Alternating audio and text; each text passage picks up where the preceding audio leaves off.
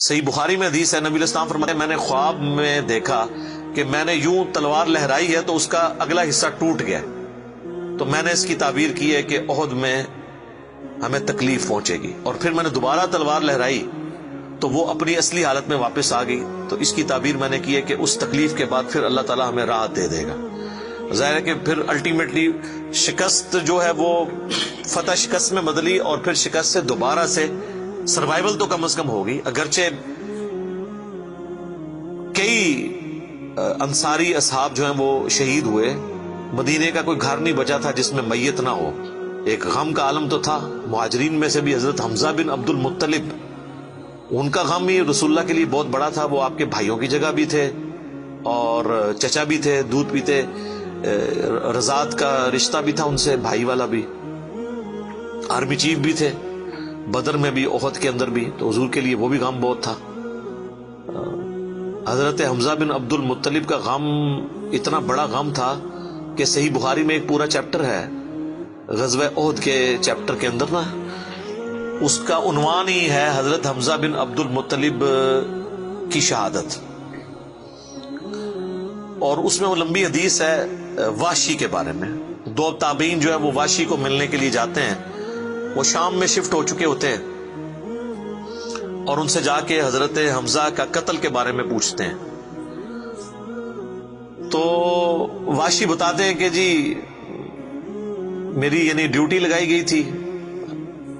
جبیر بن مطعم کی طرف سے۔ خیر وہ جبیر بن مطعم بعد میں وہ بھی مسلمان ہو گئے، وہ بھی صحابی ہیں، اور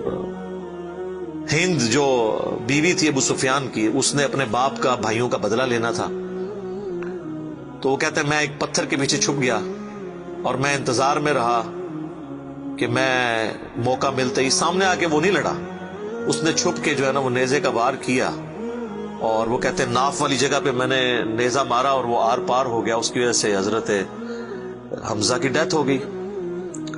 اور پھر کہتے ہیں میں جب مسلمانوں کو اللہ نے غلبہ دیا تو میں مکہ بھی چھوڑ کے یعنی فتح مکہ کے بعد طائف چلا گیا، طائف میں نے سکونت اختیار کر لی، تو بالآخر طائف میں بھی اسلام پہنچ گیا، وہاں کے قبائل نے بھی اسلام قبول کر لیا، چاروں ناچار میرے پاس کوئی حل نہیں تھا، تو مجھے میرے ساتھیوں نے کہا کہ رسول اللہ معاف کرنے والے ہیں، تم حضور کے سامنے پیش ہو، اللہ تعالیٰ تمہاری غلطی معاف کر دے گا، تو میں بھی ان لوگوں کے ساتھ چلا گیا۔ اب وہ نبی علیہ السلام کے سامنے پیش ہوئے، صحیح بخاری کے الفاظ ہیں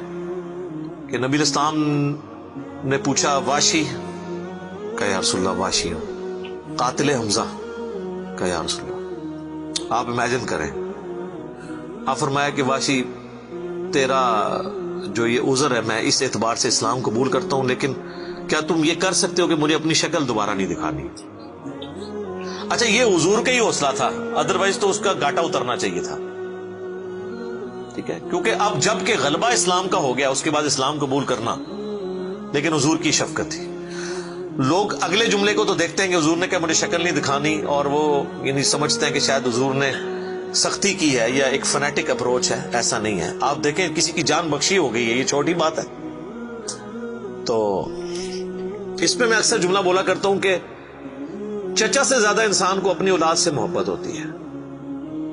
قاتلین حسین جو ہیں، قاتلین حسن ہیں،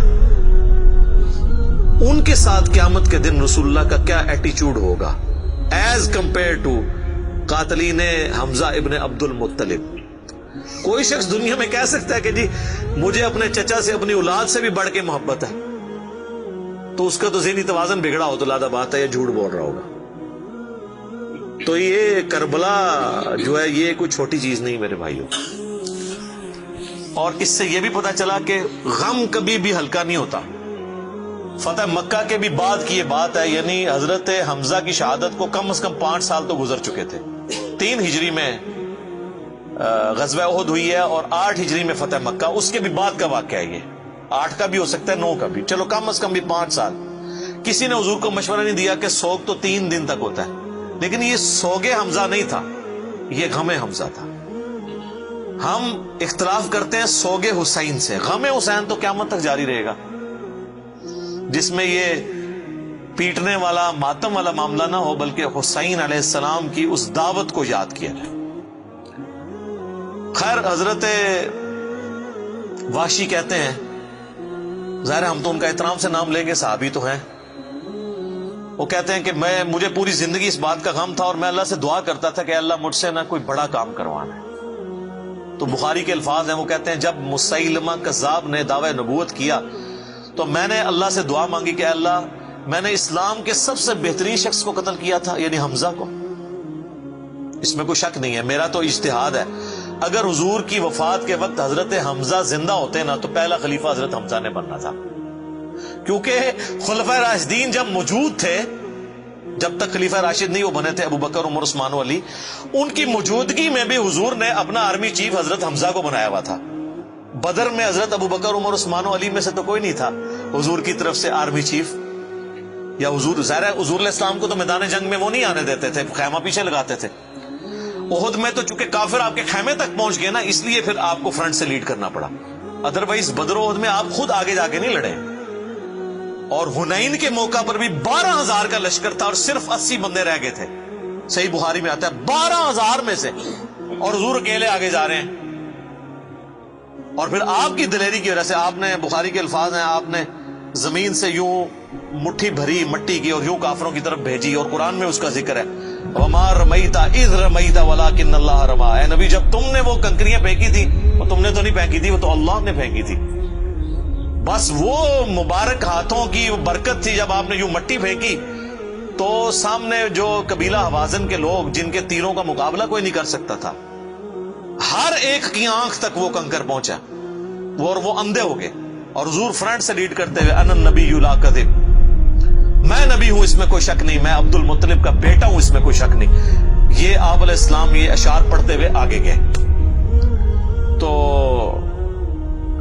نبی صلی اللہ علیہ وآلہ وسلم کے لیے حمزہ ابن عبد المطلب کی بڑی اہمیت تھی۔ تو اب واشی کہتا ہے جب مسیلمہ کذاب نے دعوی نبوت کیا تو میں نے اللہ سے دعا مانگی۔ دیکھیں اللہ تعالیٰ سب کی دعائیں سننے والا ہے، اور میں نے کہا یا اللہ مجھے موقع دے، میں اسلام کے بہترین شخص کو میں نے قتل کیا ہے تو میں اسلام کے بدترین دشمن کو بھی میں ہی قتل کروں۔ دیکھیں اسلام کا بدترین دشمن وہی ہو سکتا ہے نا جس نے دعوی نبوت کیا ہو اور مسلمانوں کی جمعیت توڑ دی ہو اس وقت میں جب حضور کی ڈیتھ ہو چکی ہے، لیڈر جا چکا ہے، اور پیچھے مینجمنٹ کو کمزور کرنے والی بات ہے ہزاروں لوگوں کا مرتد ہو جانا۔ تو وہ کہتے ہیں کہ میں جب جنگ یمامہ کے لیے ندا کی گئی تو میں بھی اس لشکر میں شامل ہوا، اور میں نے اپنے وہی نیزہ جس سے حضرت حمزہ کو مارا تھا، سر عمر سیریز میں انہوں نے یہ سین فلمائے ہیں، وہ نکالا اور اللہ سے مانگا، اور کہتے ہیں میں نے دیکھا کہ وہ گھنگریالے بالوں والا جو ہے وہ اونٹ کی رنگت کا اس کا جسم وہ دیوار کے ساتھ ٹیک لگائے ہوئے کھڑا ہے۔ تو میں نے پوچھا کہ وہ مسیلمہ کذاب کون سا ہے، تو انہوں نے بتایا یہ ہے۔ انہوں نے دور سے اس کو مارا، ان کا نشانہ تو بڑا زبردست تھا، تو وہ مارا گیا اور گر پڑا زمین کے اوپر اس نیزے کے وار سے۔ پھر ایک انصاری صحابی نے آگے بڑھ کے اس کی گردن کاٹ دی۔ تو پھر وہ کہتے تھے کہ مجھے اللہ سے امید ہے کہ اللہ تعالیٰ اس نیکی کی برکت سے میری وہ غلطی معاف کر دے گا۔ ٹھیک ہے، ویسے تو اسلام لانے کی غلطی معاف کر دیتا ہے، صحیح مسلم میں حدیث ہے کہ ایمان لانا پچھلے کے گناہوں کو معاف کر دیتا ہے، لیکن سر کچھ گناہ بہت بڑے لیول کے ہوتے ہیں، اس کے لیے بہت بڑے لیول کی نیکی چاہیے ہوتی ہے اس کی کمپنسیشن کے لیے، چونکہ حضور بھی تو اس اعتبار سے تو حضرت واشی حضور کے سامنے نہیں آتے تھے نا۔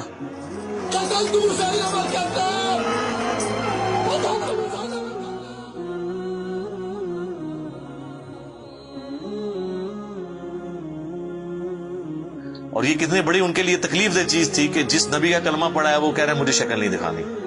آپ اس تکلیف کو سوچ سکتے ہیں۔ ہاں اب میں یہ سمجھتا ہوں، اللہ سے امید کرتا ہوں کہ قیامت والے دن حضرت واشی حضور کے سامنے اس اعتبار سے پیش ہو سکتے ہیں کہ مجھ سے یہ غلطی ہوئی تو یا رسول اللہ دیکھیں آپ کے سب سے بڑے دشمن کو بھی میں نہیں قتل کیا، تو یہ بہت بڑی سعادت ان کو ملی۔ رضی اللہ عنہم اجمعین وعلیہم السلام۔ صلاۃ بر محمد وآل محمد، اللہم صلی علی محمد وعلی آل محمد واصحابہ اجمعین الی یوم الدین۔